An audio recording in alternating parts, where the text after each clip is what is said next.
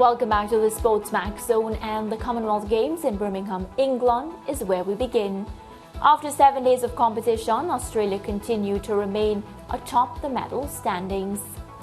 They have a total of 51 gold medals, 42 silver, 39 bronze, and that adds up to 132 medals. England, they have a total of 118. They're in second position on the medal table. Canada in third with 59 medals. Already they have 17 gold, and in fourth position, New Zealand, no surprise, with 16 gold and a total of 37 medals. We look for the Caribbean countries. Jamaica, they've already secured 2 gold, 2 silver and 1 bronze. They have a total of 5 medals. Just below, you can see Trinidad and Tobago. They are in 18th position, having secured that 1 gold medal in cycling and of course a silver and a bronze. So they have a total of 3 medals. Bermuda, they've secured 1 gold so far. The Bahamas as well with a gold, and Barbados 1 silver. Well, the athletics program of the Games is where we zone in now. 4 Caribbean athletes contested the final of the men's 110 meters hurdles, which was won. Let's take a look at that race and you'll see the winner.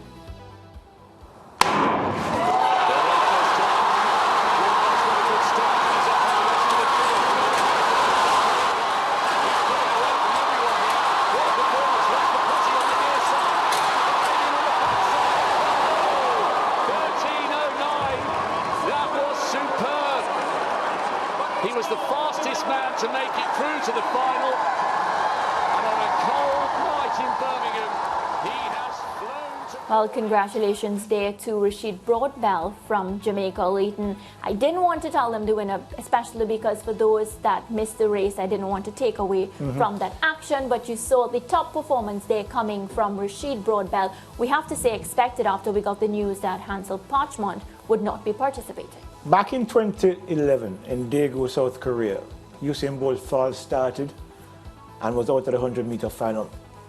Johan Blake came through and won gold and then went on to becoming the second fastest man in history.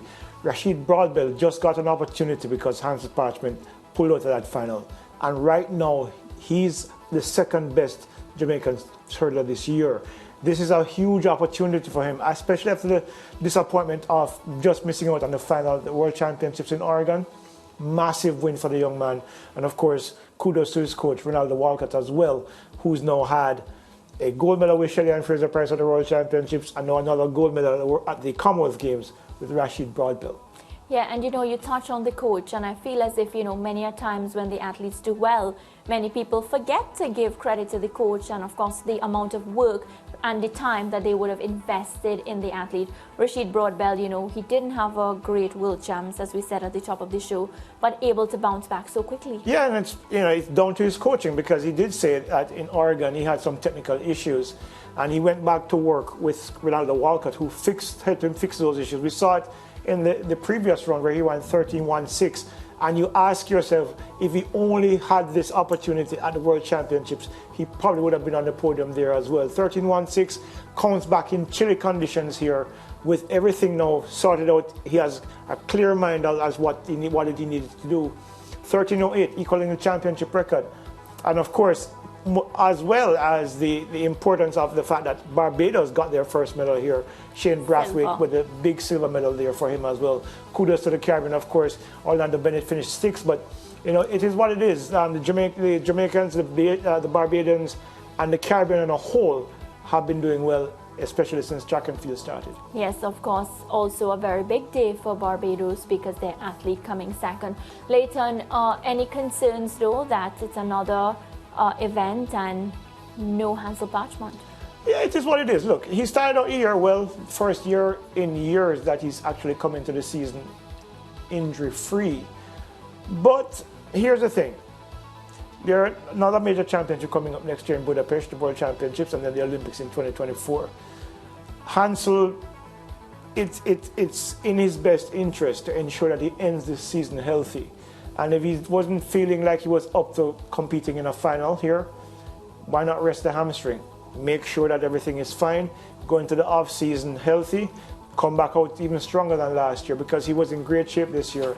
And it is likely he would have won gold in Oregon and perhaps here as well.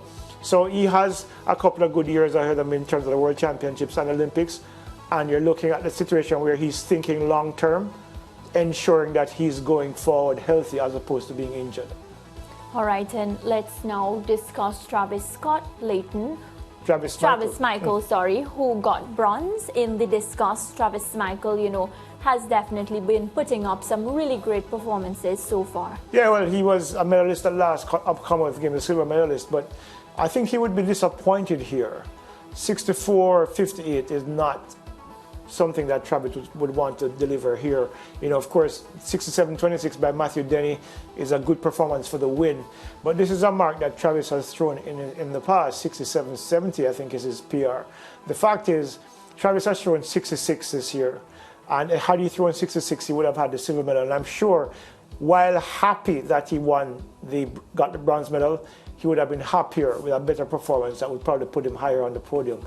But I think nonetheless, it's still a medal, and he comes away with something from the championships, being Jamaica's best thrower so far this year. Yeah, Jamaica also had another competitor in the discus event. Unfortunate, he didn't medal. Yeah, Roger is still young. I mean, he's just a couple of years at Clemson University out of St. Diego High School. This is a good learning experience for him. And he didn't throw anywhere close to his best. He's thrown 65 meters this year. I think he would have been happy to be able to get that kind of mark here, which would have put him on the podium as well. But it's a good learning experience. He gets to experience competition at this level, which then makes him a better athlete if he's able to learn from the experience itself. Yeah, a lot of top Caribbean performances today. We have to be proud of our Caribbean athletes medaling despite various circumstances. And as we spoke yesterday for a long period of time about, you know, every athlete's carrying niggles and whatnot, but it's really on competition day how you manage those injuries and of course come out at the top of your game. Yeah, look, no athlete really competes healthy, 100% healthy. So the reality is that you compete with injuries, you learn to compete with niggles. And this is probably part of the experience as well. Not necessarily for the case of Roger Stoner, because I don't think he's hurt. I just think there was a lack of experience at this level that probably prevented him from being at his best. All right, well, we move along now, and 6 Caribbean athletes contested the men's long jump final, which was won by the Bahamian athlete, Laquan Nairn. So yeah, look, I said it yesterday that it was going to take somewhere from between 780 and 8 meters low to win. And of course, Laquan Nairn, who's jumped 8 meters 22 this season as his PB, came out and he delivered 8 meters 8. Yes, you know, is the same distance as the silver medal, but he had more consistent jumps, and he delivered when it mattered most. And of course, coming off what we saw last night at the World Under-20 Championships, where Antoine Edwards won the sprint hurdles. Yeah, it's a good 2 days for the Bahamas. So you know, kudos to him. Consistently good, a couple of jumps over 8 meters, and of course, a deserved victory for the young Bahamian. Yeah, were you disappointed that the one Jamaican athlete in this event... Shonda Thompson? Yes. No, I wasn't. Look, when you compete and you jump your season's best, you can't really ask for more. He jumped 8 meters 05 and was in 3rd place for a long time, and then was bumped down to 4th on the 5th jump for, you know, so the reality is he gave it his best shot, but it just wasn't good enough for the podium. I think he'll be happy that he gave, you know, his season's best performance here. The only disappointment was that it wasn't good enough to get him on the podium. Yeah, well, in the women's 200 meters, we already have 5 Caribbean athletes who has advanced. And I mean, that's a big achievement, Layton, because, you know, we as Caribbean people, when the events come up, we're looking to count how many Caribbean athletes we have and, of course, recognize if we can medal or not. Yeah, and I think there's one thing I have to say before we get into that. I think the organizers have done the athletes a disservice.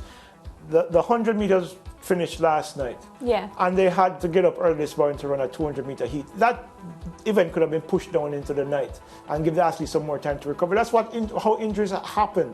You know, so but nonetheless, we saw some good performances from Elaine Thompson-Herro and, of course, Natalia White, and I'm trying to remember who the third person is for the Jamaicans, who actually had all advanced to the next round of the competition. And of course, you know, among the men, you know, Jerome Richards looks really good. Jereme. Yeah, Jerome Richards, not Jerome. Jerome, right, I don't want to say. That's okay. There's so many names that it's okay. But the thing about it is that I think the Caribbean athletes represented themselves well in the early rounds of the 200 this morning, and I think it is likely that a number of them could end up on the podium as well, and that's the big part, that's the important part, that's why they're here, to win medals. And I think when you look at how easily Jerry Richards actually advanced to the next round of the competition, he has to be confident that he can actually end up on the podium. Remember, he's a defending champion after Daniel Hughes was disqualified last time out for impeding him near the line. So, you know, he has an opportunity here now against Daniel Hughes again, who looked really good, to then show, okay, this was not a fluke in 2018. This time I'm going to beat you for real. So it's a nice rivalry building up because the stories there are interesting, and I think it's going to be, the competition is going to be keen.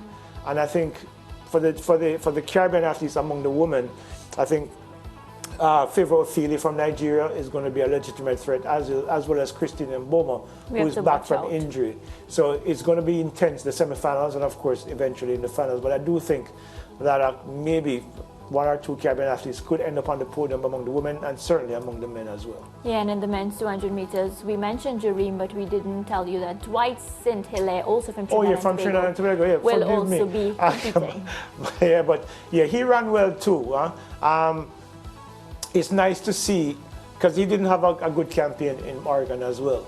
So he looked really strong. I mean, outrun down the stretch by the Nigerian athlete, but still good enough to finish second in the heat.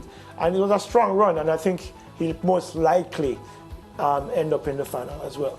All right, well, as we go to the break, which team will win the 2022-2023 English Premier League and why? We want to hear from you, so send us your voice notes to 876-564-7661, and they can be played on the show later today.